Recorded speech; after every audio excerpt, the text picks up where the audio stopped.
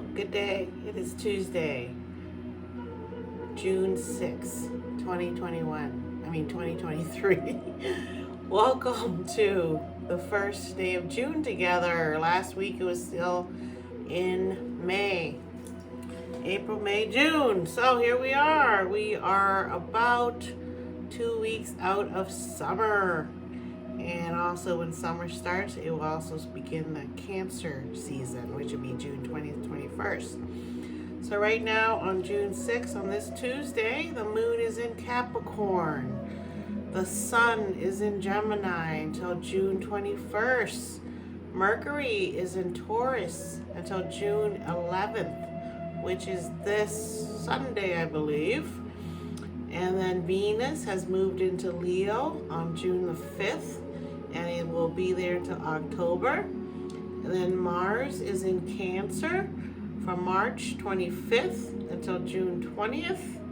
Jupiter is in Taurus until May 25th, 2024.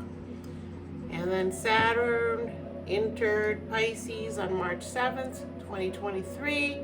It will be there until May 24th, 2025. Uranus has been in Taurus since, it's going to be there until April 25th, 2026. Neptune's been in Pisces for a while and will be there until March 30th, 2025. And then Pluto has just recently gone into Aquarius, and this Sunday on June the 11th, it will be moving back, because right now it is retrograde. It will be moving back into Capricorn on June 11th until October 10th. And then it's going to move back into Aquarius again. Then it's going to go back into Capricorn again until November. So then finally, Pluto will remain in Aquarius from November 2025 until 2042. So this is a big deal right now. All the astrologists and the self-taught astrologists like me at Astro Podcast Astro Pod_cast. And I am Jody Shirami, also at Jody Boots. The big deal with all the astrologists that I have curated on my subscription page on Astro Podcast on YouTube page. If you go look, I have curated some astrologers that I watch, and I keep collecting more people that resonate with me, the way they speak about astrology as a daily tool to get through our moods and figure out why we act a certain way. Even as astrologists, they're not perfect, and I've been learning about astrology for about 35 years.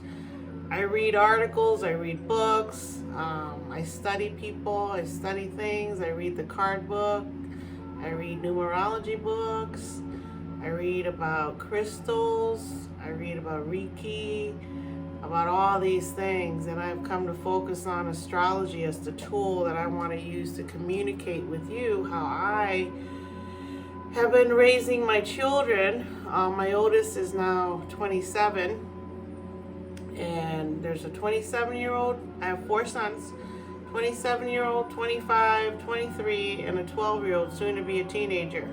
This month he is a Gemini, and the sun's a Gemini.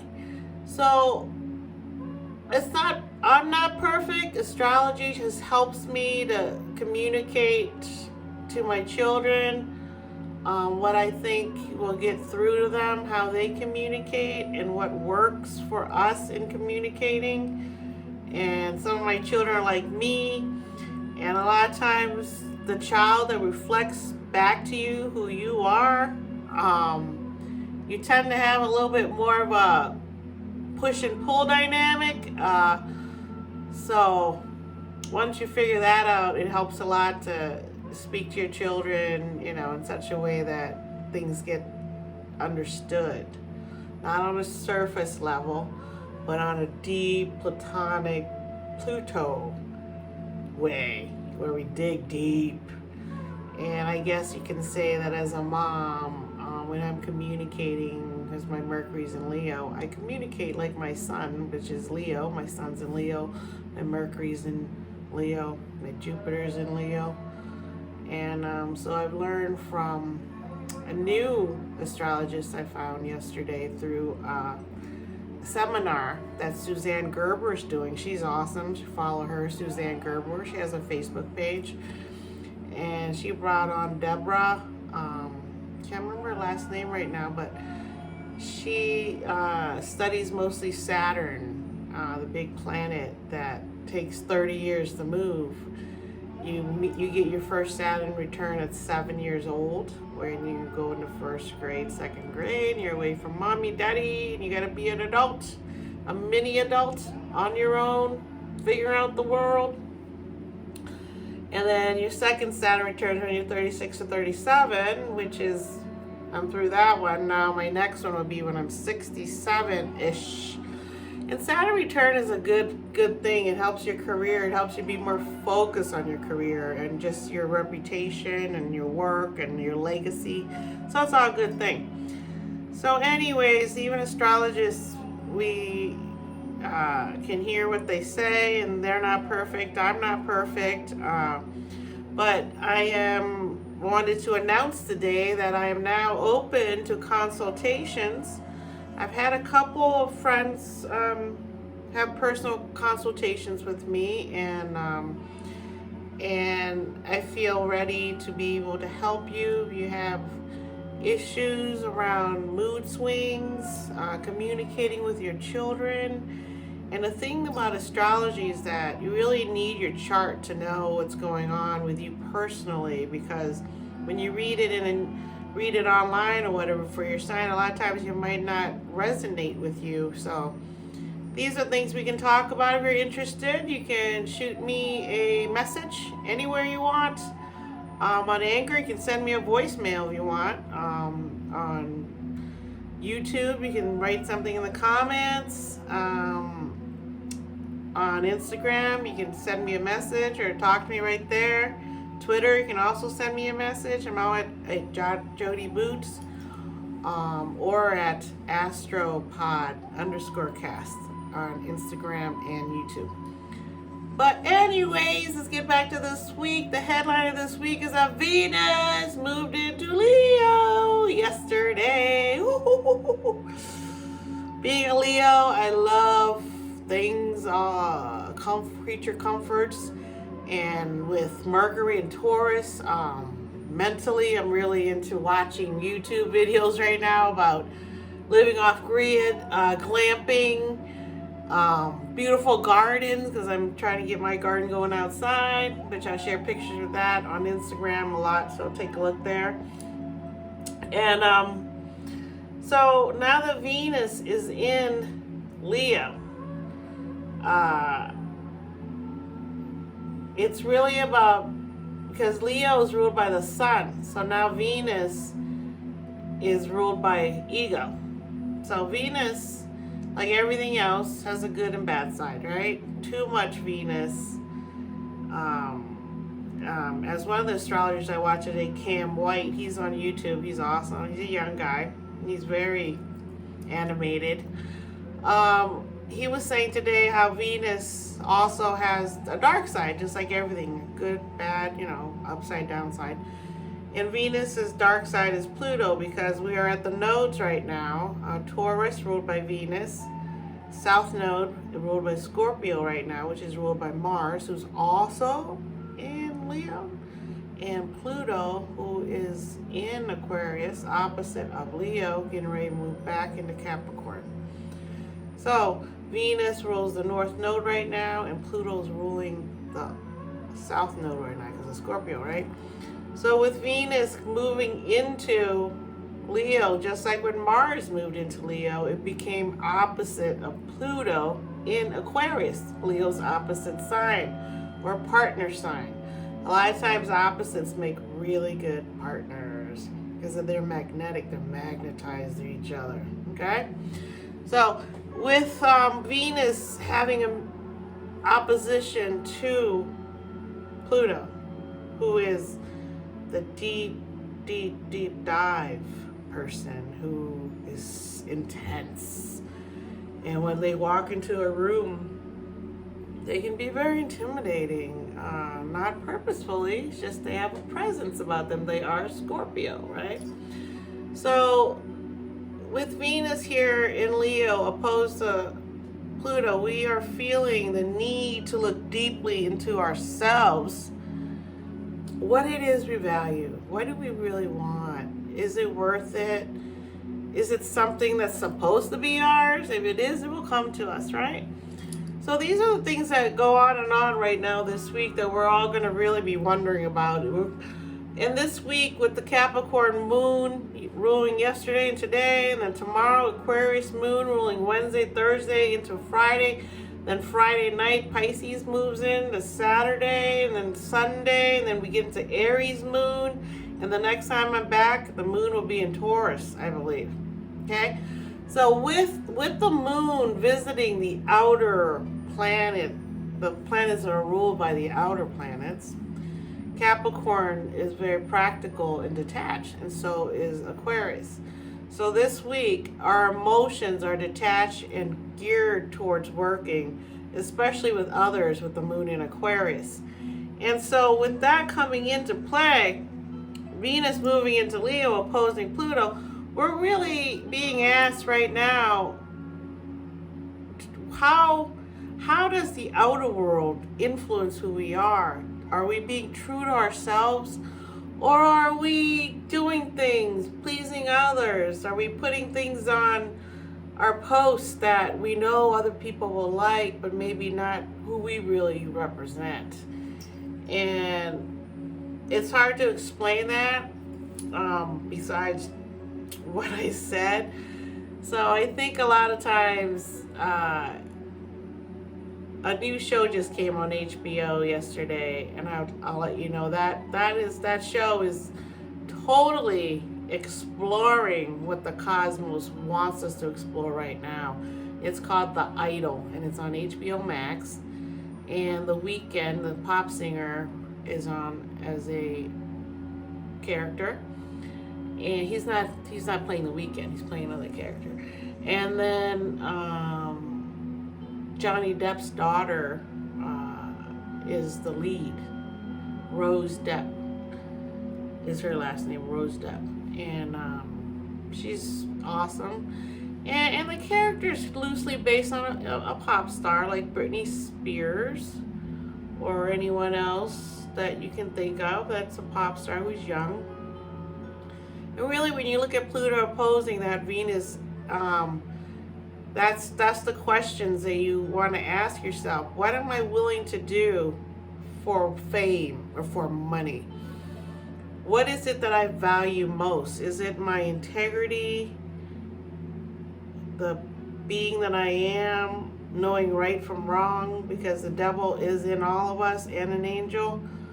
What is it that I really want to be known for? I can live in infamy in many ways. You know, you can be infamous or you can be famous, right? And some people like Hitler are infamous for being totally prejudiced against everything. And then, you know, you have the other side of fame where you have Mother Teresa, who is a nun that gave up her life to help the poor in India. And so you have various also values and stages of what it is you value. What I value is different than what you value. And so how does the Aquarius come in here? How are you being polarized or falling into a false sense of your idol, that they're more than they are? You know, like people online will defend their idol and even threaten your life if you speak badly about someone that they totally revere, you know. And there's huge followings of people now for pop stars and all kinds of things, you know. And I understand the thing that you feel for that, right? For fame or whatever, for money, for a private jet or a yacht. You know, I get that. So these are the things you would be asking yourself, which is what the show The Idol is asking themselves. So on Tuesday, with the moon here, we are very practical and we're getting our work done, which is true. With summer being here now, I'm definitely so busy in the morning with my kids and my gardening that my podcast will start coming out later in the evening on Tuesdays, like around 5 or 7 Central Time. I want to try 5 Central Time every Tuesday, and I will really try. And then on Wednesday, oh, and also another announcement, I will be making more little films on videos and podcasts about little movements or important movements that are happening. Like this week, Venus going into Leo is a big deal. It's going to be there for 5 months and it's going to retrograde for 3 of them. And so when Leo goes in there, there's going to be all kinds of meeting that Venus and Leo has with other planets, so that it's going to really affect us. So I'm waiting for some astrologists to come on and talk about that so I can get a sense of what's happening. Since I'm a Leo, I have a sense already that Venus, when it goes retrograde in Leo later on, it's going to be a good thing for a lot of us if we are hung up on certain things that we need to go as planned, right? So that's what we've been talking about this whole year anyways, is that be ready for things to change on a dime. And then on Wednesday, things start to get a little crazy with the sun in Gemini, the moon in Aquarius. It's going to have a meetup with some planets on Wednesday where it's going to be a little bit up in the air. A lot of up in the air things on Wednesday, so get ready for that. And then Thursday, the moon's still in Aquarius. You're going to be when the moon's in Aquarius, you want to be yourself. You want to be all that you are, that makes you who you are. What makes you unique compared to another person that might even look like you. Why are you different than that person, right? So when the moon's in Aquarius on Thursday, Friday, you're going to have that chance. And so that's why on Wednesday things could get a little surprising, because Aquarius again is things happen quick with Aquarius, right? So your emotions could be going bye, hi, bye. And then Thursday, moon in Aquarius is going to have a little spat with Uranus and Taurus. So this transit, expect a heightened sense of unpredictability and an urge for personal freedom and innovation, according to astrologyanswers.com. And then Friday, Pisces moon moves in, which is my moon. So with my moon here, I'll tell you now, your mind's going to change constantly. You don't know sometimes how you feel. All you have to know is that moon and Pisces people like me, the happiest moments for us are when we're laughing and crying at the same time. That's who we are. We want to laugh and cry at the same time. It made us so happy. We cried, and we were also laughing out of joy, and then we want to cry. So Pisces is the ultimate mutable emotional sign, ego sign, most mutable, most likely to be duped, lied to, abused. Most likely, moon and Pisces become addicts. So there's or become artists, which is the choice you should choose. So on that day, on Saturday, is going to be a big mashup because it's the last moon. It's the last quarter moon in Pisces, so we're heading towards the new moon. And then Sunday, Aries moon moves in. And our passion and excitement. We're encouraged to follow our passion, be creative, explore, and enthusiastic about life. So that is the Aries moon moving in on Sunday. After Friday and Saturday, feeling a little bit I don't know what I like. I like that. That's one of my favorites, but that's also one of my favorites. And then Aries moon comes. Okay, that's enough. Just decide. Just pick one. Let's go. Let's move. Let's get it all going. So that's what happens with Aries moon people. They could be a little off the cuff. Say things that might be a little jarring at times. Aries people, moon, sun, rising, but they mean well because they're fire signs and they're cardinal signs. So being a cardinal sign, Aries people really want to lead and start things and let's go. So that's how you're gonna feel Sunday, Monday until Tuesday, and then I'll be back next Tuesday. I think I covered most things. I know Sunday that Pluto's moving back into Capricorn. And when Pluto does that, it's going to go back and look at the past because it was sitting there for 18 years or 15 years, something like it was there for a while. So it wants to go back and make sure that when they moved out of their house, Pluto, that they picked up everything. You know, now they're going back in and making sure the house is fixed up and they don't have to pay any rental fees for harming the walls or, you know, leaving trash behind. So that's what Pluto's going to do in Capricorn. And Capricorn rules institutions, and we're already feeling this power of Pluto in that when we say institutions, we also mean like buildings and bridges, you know, infrastructure.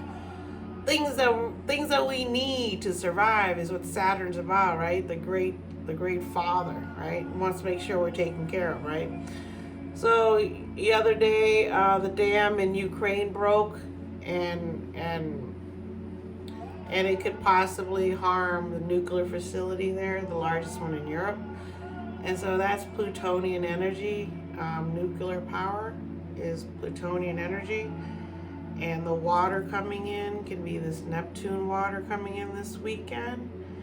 And with that moon and Neptune coming in this weekend and the dam breaking and the water's flooding and they're still fighting each other for that precious fertile land that Ukraine has. They're really fighting for that. So I wouldn't be surprised if this weekend something kind of blows up there more.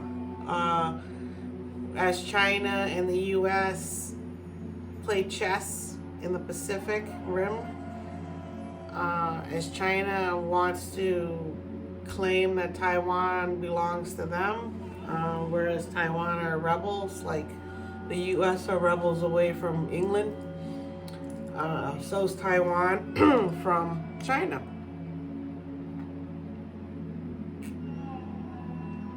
Oh, excuse me. And so when we see this happening, again, the Pacific is water, and we're in the water year, the year of the water rabbit. And as an Asian, with that is the luckiest year in the Chinese or Asian calendar. So with this going on, there's a lot of tension. So I'll leave you with that, and I'll be back next week to talk about more stuff, and I'll send out a video this week to talk more about this stuff, okay? I appreciate you, and I'll be back, all right? I really hope you come and subscribe and like my stuff, leave a comment, see if you want to come have a consultation with me. I know some of my friends, if you want to, that I've talked to, connect with me, and we will talk more about what we've talked about before with each other. And I'm not charging anyone as of now. If I get busy, I might have to, but right now I would love to talk to you, and it's such an important time that we really should connect, okay? I appreciate you. Bye.